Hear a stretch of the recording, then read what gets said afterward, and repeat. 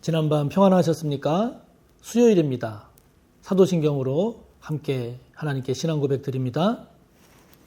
나는 전능하신 아버지 하나님, 천지의 창조주를 믿습니다.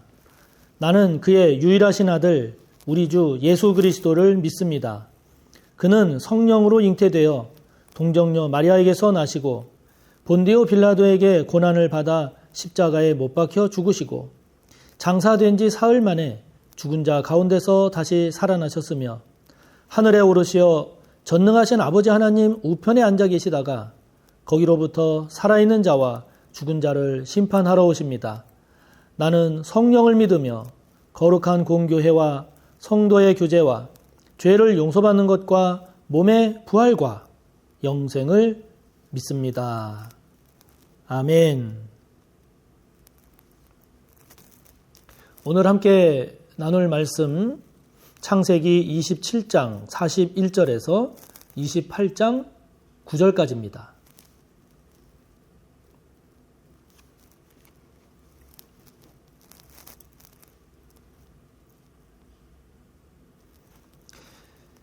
창세기 27장 41절에서 28장 9절까지의 말씀 함께 봅니다. 그의 아버지가 야곱에게 축복한 그 축복으로 말미암아 에서가 야곱을 미워하여 심중에 이르기를 아버지를 곡할 때가 가까웠은즉 내가 내 아우 야곱을 죽이리라 하였더니 맏아들 에서의 이 말이 리브가에게 들리매 이에 사람을 보내어 작은 아들 야곱을 불러 그에게 이르되 내 형 에서가 너를 죽여 그 한을 풀려 하니 내 아들아 내 말을 따라 일어나 하란으로 가서 내 오라버니 라반에게로 피신하여 내 형의 노가 풀리기까지 몇 날 동안 그와 함께 거주하라. 내 형의 분노가 풀려 내가 자기에게 행한 것을 잊어버리거든 내가 곧 사람을 보내어 너를 거기서 불러오리라. 어찌 하루에 너희 둘을 잃으랴. 리브가가 이삭에게 이르되 내가 햇사람의 딸들로 말미암아 내 삶이 싫어졌거늘 야곱이 만일 이 땅의 딸들 곧 그들과 같은 햇사람의 딸들 중에서 아내를 맞이하면 내 삶이 내게 무슨 재미가 있으리이까. 이삭이 야곱을 불러 그에게 축복하고 또 당부하여 이르되 너는 가나안 사람의 딸들 중에서 아내를 맞이하지 말고 일어나 밧단 아람으로 가서 내 외조부 부두엘의 집에 이르러 거기서 내 외삼촌 라반의 딸 중에서 아내를 맞이하라.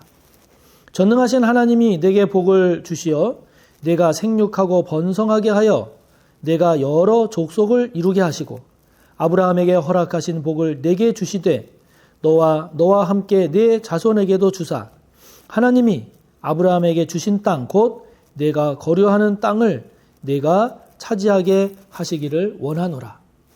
이에 이삭이 야곱을 보내매 그가 밧단 아람으로 가서 라반에게 이르렀으니 라반은 아람 사람 부두엘의 아들이요 야곱과 에서의 어머니 리브가의 오라비더라.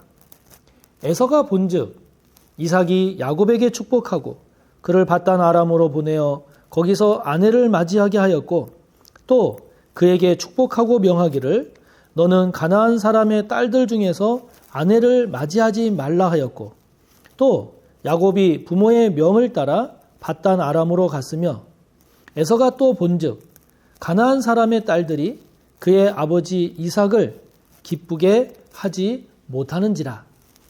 이에 에서가 이스마엘에게 가서 그 본처들 외에 아브라함의 아들 이스마엘의 딸이요 느바요의 누이인 마할랏을 아내로 맞이하였더라. 아멘.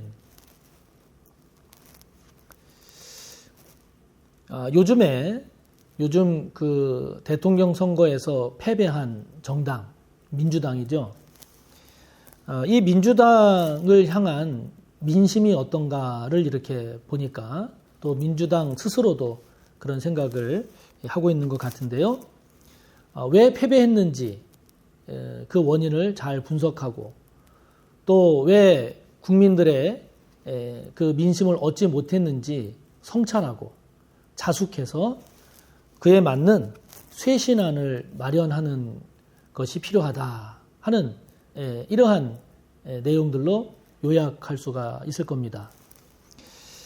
대선에서 패배한 이 민주당을 향한 성찰과 자숙 그리고 그에 따른 쇄신안을 마련하기를 바라는 민심뿐만 아니라 민주당 스스로에서도 이제 이런 이야기들이 많이 나오는 것을 보게 되는데요.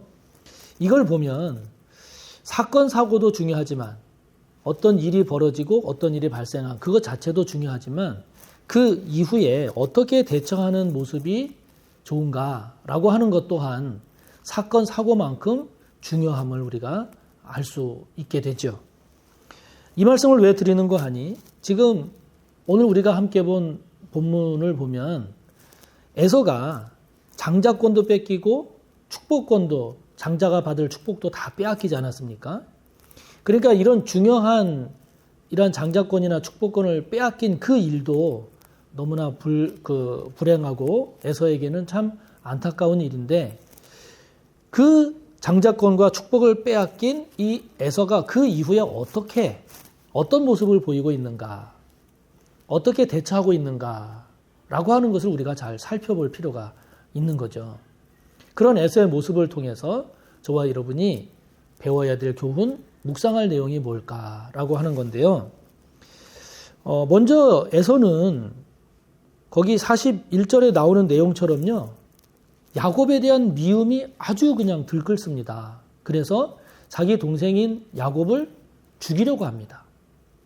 아버지 이삭이 이제 얼마 남지 않았다라고 하는 것을 이렇게 알고 있는 이 에서가 아버지만 돌아가시기만 하면 내가 저 동생 야곱을 죽이겠다. 이렇게 야곱을 죽이려고 결심합니다. 에서 입장에서 보면 이해가 될 만하죠. 얼마나 억울하겠어요. 그리고 얼마나 분하겠습니까? 그리고 그렇게 자신의 장자권, 축복권을 빼앗아간 야곱이 얼마나 괘씸하겠습니까? 충분히 우리가 이해하고 에서의 그런 마음을 그럴 만하겠다 하지 않습니까? 그런데 문제는 무엇인가 하니 그렇게 된 그 사태의 원인을 다른 사람에게서 찾고 있다 하는 거죠. 야곱에게서 찾고 있는 겁니다. 저 야곱이 꾀를 내서 나도 속이고 아버지도 속여서 내 거를 다 뺏어갔다라고 하는 야곱에게 이 사태의 원인을 돌리고 있는 겁니다. 자기 자신에 대해서 원인을 찾고 있지 않는 거죠. 자기 자신이 얼마나 그런 영적인 가치, 의미에 대해서 부주의하고 가볍게 여겼는가. 자기가 얼마나 자신의 그 권리에 대해서 지켜야 할 것에 대해서 방심하고 부주의했는가. 그것에 대해서 즉 자기 자신에 대한 잘못 이렇게 된 것에 대한 원인을 자기 자신에게서 먼저 찾으려고 하지를 않고 그것을 다른 사람 지금 야곱에게서 찾고 있단 말이죠. 설사 에서가 지금 원하는 대로 야곱을 죽였다 칩시다. 죽인다 할지라도 자기가 원하는 뜻은 이루었을지 모르지만 자신이 안고 있는 문제는 여전히 남아있는 것 아니겠어요? 그러니까 자기가 안고 있는 자신의 이렇게 되기까지 이르게 한 그 자기 안에 있는 원인, 자신의 원인은 그냥 그대로 놔두고 지금 다른 사람에게서 그 원인을 찾고 있는 거죠. 자신의 허물은 그대로 남겨둔 채 말이죠. 설사 그렇게 자기의 뜻을 이룬다 할지라도 지금 야곱을 죽이려고 하는 이러한 에서의 모습은 상황을 더 어렵게 만들잖아요. 야곱이 결국 같이 살지를 못하고 집을 떠나게 됩니다. 가족 간의 관계가 단절됩니다. 서로를 향한 야곱을 향한 증오가 더 깊어지죠. 야곱 입장에서는 형에 대한 미안한 마음이 더 커지죠. 가족 간의 상처가 더 깊어집니다. 이렇게 야곱을 죽이려고 결심하는 에서의 모습은 그 원인을 자기 자신에게서 찾으려는 노력은 기울이지 않고 상대방에게서 찾으려고 하는 이런 에서의 이러한 모습은 상황을 더 악화시키고 에서 자신에게도 불행을 가져오게 되지요. 뿐만 아니라 이후에 에서가 취한 태도를 보면 이스마엘의 딸 마할락과 결혼합니다. 이스마엘의 딸인 마할랏은 결국 그 가나안에 살고 있는 또 가나안 여인이지 않습니까? 우리가 앞에서 살펴봤듯이 에서가 가나안 여인과 결혼한 것에 대해서 이삭과 리브가가 근심했다 하지 않았습니까? 싫어했단 말이죠. 그래서 여기 또 그 내용이 나오지 않습니까? 26절에 보면 리브가가 그 이삭에게 하는 말 가운데 에서가 그 가나안 여인과 결혼한 것을 싫어하는, 이삭도 싫어하는. 그런데 지금 이 에서가 또다시 가나안 여인과 결혼합니다. 이삭이 싫어하는 결혼, 리브가가 부모가 싫어하는 결혼을 또 합니다. 왜 이렇게 했을까? 둘 중에 하나죠. 하나는 아직도 에서가 그런 영적인 의미, 영적인 가치, 하나님과의 관계, 이것이 얼마나 소중한지를 아직도 모르는 거죠. 깨닫지 못한 겁니다. 그게 아니라면 또 하나, 왜 에서가 이렇게 했을까? 또 하나 이유를 찾아본다면 그게 아니라면 또 하나의 이유는 일부러 그런 거죠. 아버지 이삭에 대한 저항, 어머니 리브가에 대한 저항으로 기분 나쁘다는 거죠. 여러분, 이렇게 이삭과 리브가가 싫어하는 가나안 여인과의 결혼을 또 행하는 이런 에서의 모습은 이러한 잘못된 어리석은 이런 판단, 이런 결정은 불행을 자초하는 겁니다. 불행을 자초하는 겁니다. 그냥 자기가 하고 싶은 대로 해서 본인은 기분 좋을지 모르지만 그로 인한 결과는 자신의 불행을 자초하는. 다시 말하면 그 사건, 사고로 인한 그 이후에 적용이 잘못된 거죠.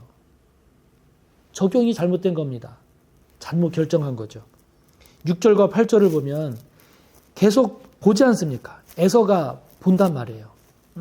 이삭이 야곱을 축복하는 것을 본단 말이죠. 8절에도 보면 또 봅니다. 가나안 사람의 딸들이 아버지 이삭을 기쁘게 하지 못하는 것을 본단 말이에요. 계속 보고 또 보면서도 에서는 영적인 의미의 소중함을 여전히 깨닫지 못하거나 아니면 자신의 잘못, 자신의 원인을 돌아볼 생각을 안 하고 다른 사람에게 그 원인을 돌리면서 다른 사람에게 화풀이하는 이러한 모습을 에서가 보이고 있죠. 저와 여러분도 마찬가지 아니겠습니까? 저와 여러분이 살아가고 있는 삶의 모습 가운데 이런 에서의 모습, 다시 말하면 복을 걷어차는 저와 여러분의 에서와 같은 모습은 없는가 깊이 살펴야 합니다. 왜냐하면 이런 에서의 모습이 저와 여러분에게 있다면 이것은 복을 걷어차는 행위고 불행을 자초하는 행위고 그리고 더 상황을 악화시키는 이러한 결과를 초래하기 때문이죠. 저와 여러분은 어떤 문제, 어떤 사건, 사고가 생기면 저와 여러분 스스로에게서의 원인을 먼저 깊이 잘 살피고 찾습니까? 아니면 에서처럼 여전히 다른 사람에게서 그 원인을 찾고 상황과 다른 사람에게 화풀이를 하고 있지는 않습니까? 하나님의 기쁨이 되어야 하는데 이삭과 리브가의 근심이 된 에서의 모습처럼 저와 여러분 또한 하나님께서 근심하시는 그런 모습으로 계속 살아가고 있는 그런 삶의 모습은 없는지요? 오늘도 저와 여러분이 에서의 모습을 보면서 원인을 먼저 나에게서 찾을 줄 아는 그런 저와 여러분이 꼭 되시기를 바라고 하나님께 근심을 끼쳐드리는 저와 여러분의 모습이 아니라 하나님을 기쁘시게 해드리는 저와 여러분의 믿으며 삶이 되셔서 우리 모두가 야곱이 이삭으로부터 축복 기도를 받았듯이 저와 여러분 모두 하나님으로부터 복을 받는 하나님의 기쁨이 되는 저와 여러분 모두가 꼭 되시기를 축복합니다. 하늘에 계신 우리 아버지, 아버지의 이름을 거룩하게 하시며 아버지의 나라가 오게 하시며 아버지의 뜻이 하늘에서와 같이 땅에서도 이루어지게 하소서. 오늘 우리에게 일용할 양식을 주시고 우리가 우리에게 잘못한 사람을 용서하여 준 것 같이 우리 죄를 용서하여 주시고 우리를 시험에 빠지지 않게 하시고 악에서 구하소서. 나라와 권능과 영광이 영원히 아버지의 것입니다. 아멘.